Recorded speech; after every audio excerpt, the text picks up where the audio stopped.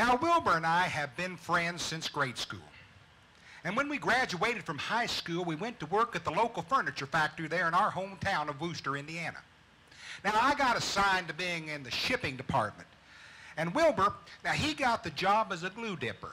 Now, for those of you who don't know what a glue dipper is, that's the guy that takes the little dowel rod, sticks it into the glue bucket, sticks it in the pre-drilled hole, and sends it on down to assembly. Well, the only time Wilbur and I got together was at dinner time and on break. Well, one day at dinner time, we were all sitting there eating, and the big bosses come out of the office. And they said, everybody, we got some announcements to make. First of all, we want to let everybody know how proud we are of all the hard work they've done this year, and we've made a profit. And so we're going to give every one of you all a profit-sharing check.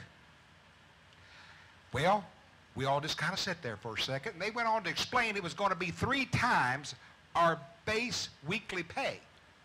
Well, after the big bosses left, everybody got to talking real quick about what they were going to do with their money. One guy said, well, I'm going to trade my bass boat in for a bigger one. Big Joe says, I'm adding one more tattoo to my arm. One lady said she was going to buy a new Davenport. Some talked about a trip. But Wilbur just sat there. Just not like Wilbur at all. So I couldn't wait till we got off work and got ready to go home, and I could ask him what dumb plan he had for his bonus money. So we hopped in the truck, and I said, Wilbur, I said, what are you going to do with your bonus money? He said, well, I've been studying on that all afternoon.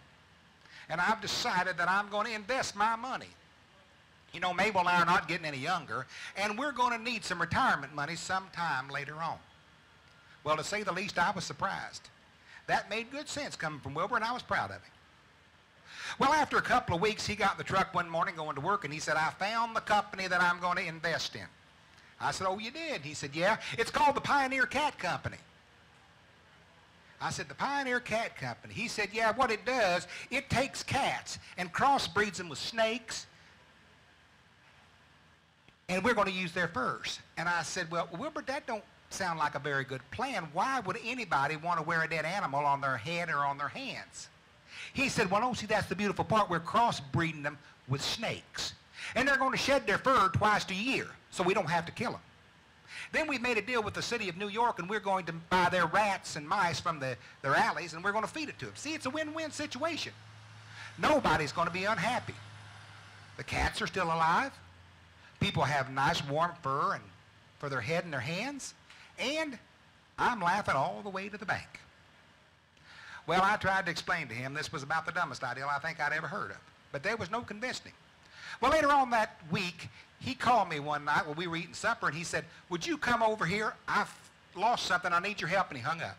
Well, I went on over there, and he said, I've lost my money. I said, you've lost your money? I said, what'd you do with it after you got it out of the bank? He said, I lost it. I just don't know what happened to it. And I said, now stop for a second. Explain to me what the whole story was. He said, well, you know, I didn't put my money in the bank like everybody else. Ever since my grandfather lost his money in the bank in '29, I decided that I was going to bury it out back. And I was going to bury it out between the mushmelons and the gooseberry bushes. So I went down to Walmart, and I got some flashlight batteries.